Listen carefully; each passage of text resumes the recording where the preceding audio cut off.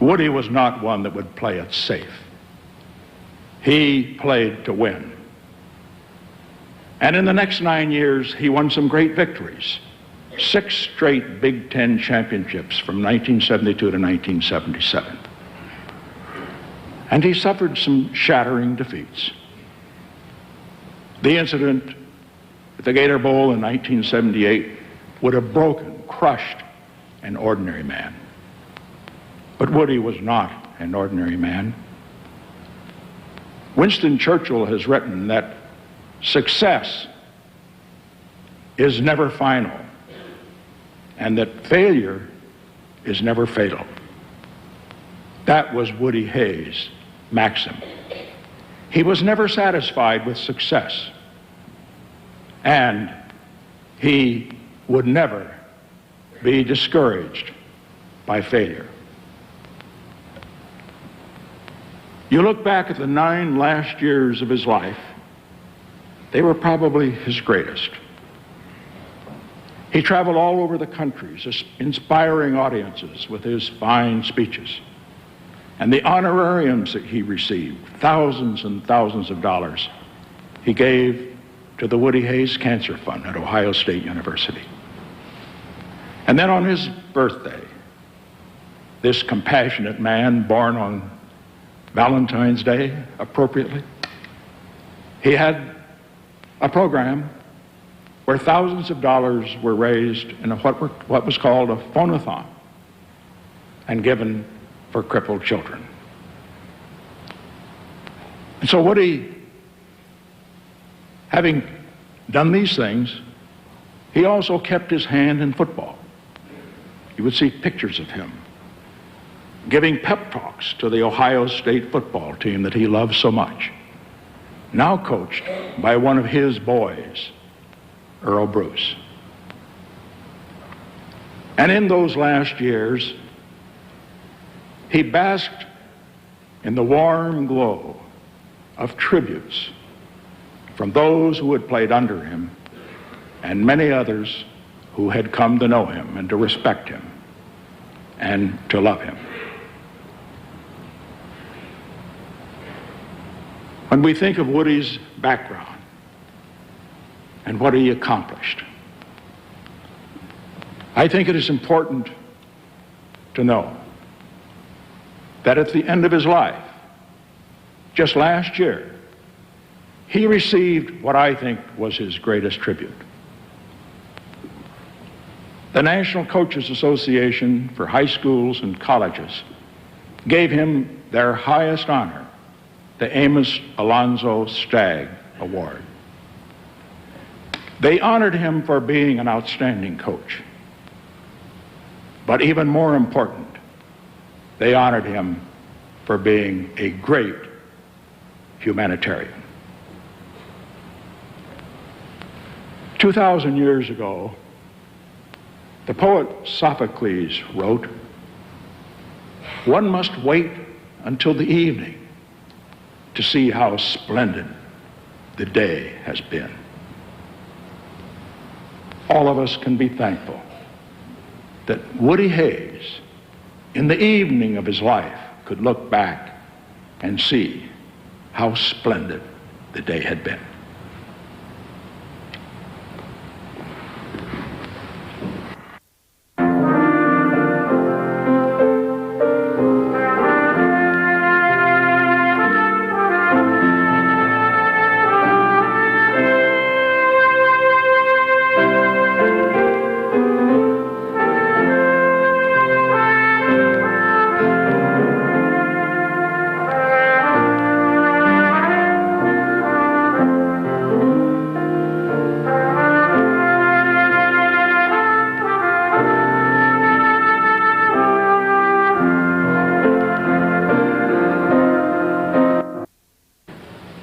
For the people of Newcomers Town, it was probably a common sight.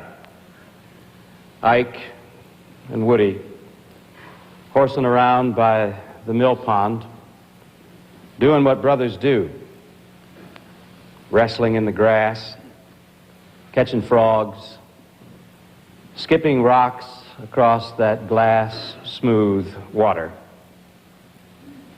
Somewhere, sometime in that sleepy little town east of Columbus, these two characters picked up the inside track on human values.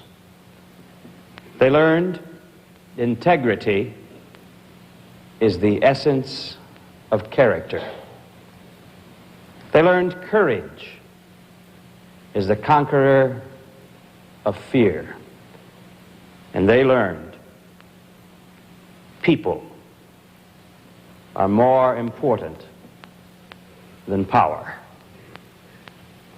And thus, crediting their parents for this phenomenal base, they began to work variations on the theme.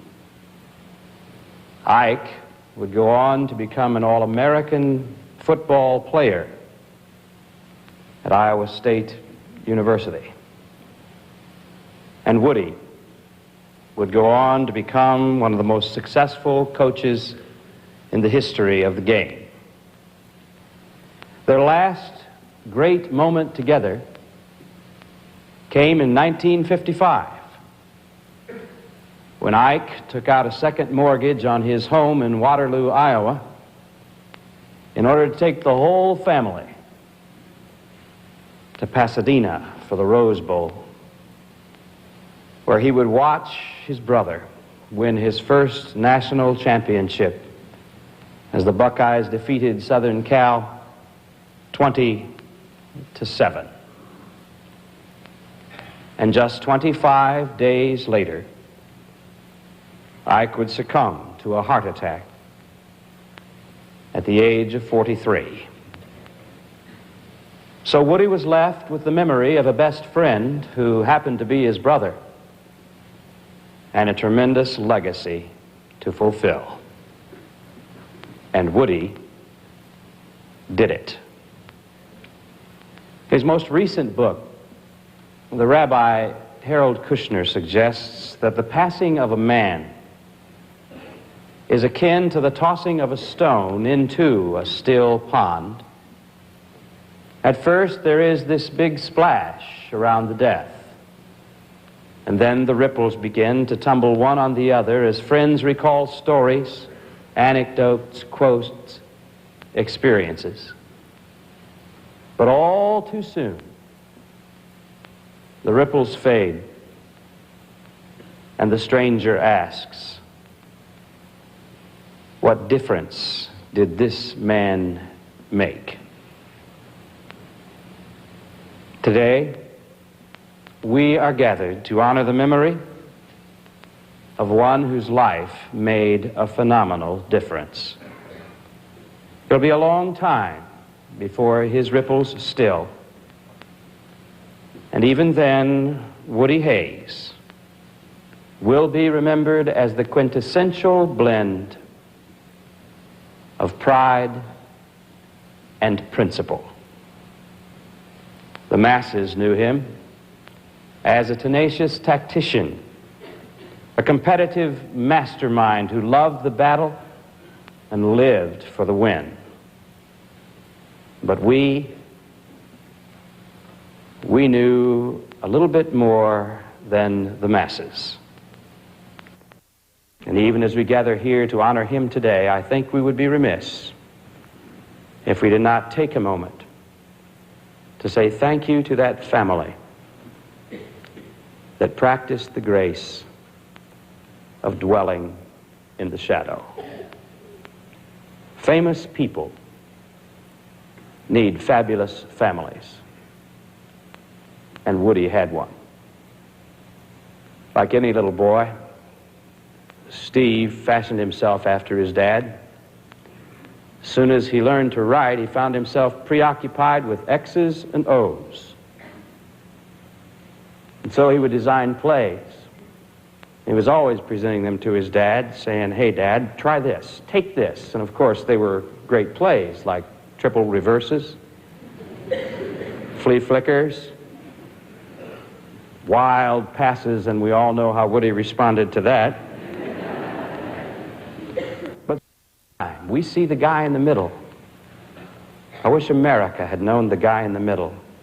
Not that man storming around the house, not the one dumping his ego all over people, not the one doing all the things that people like to use ink with.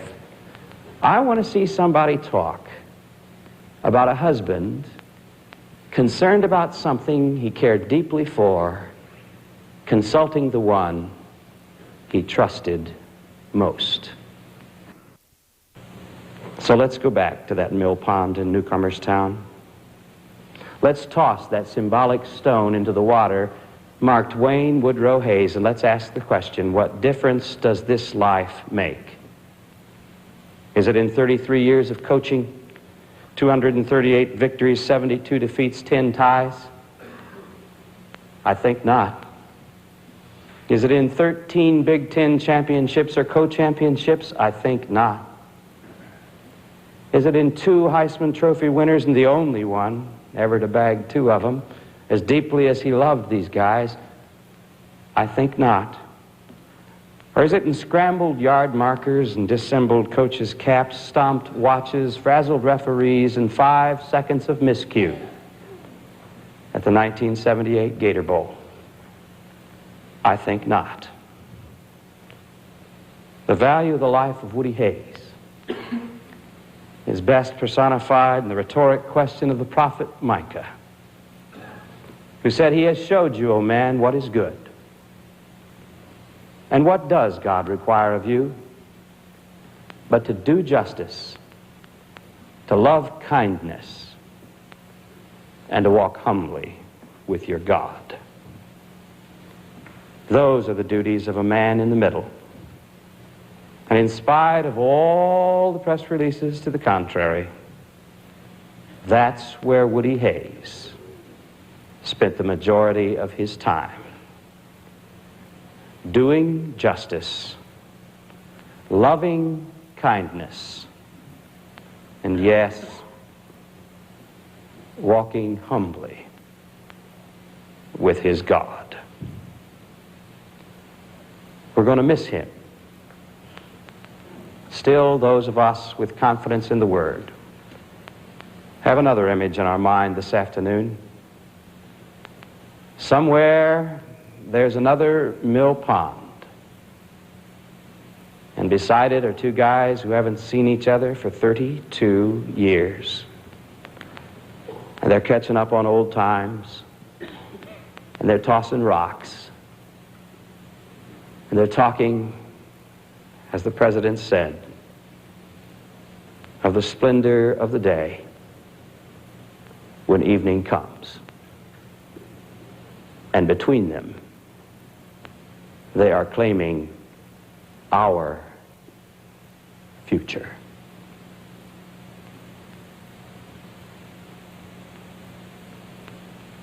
Amen.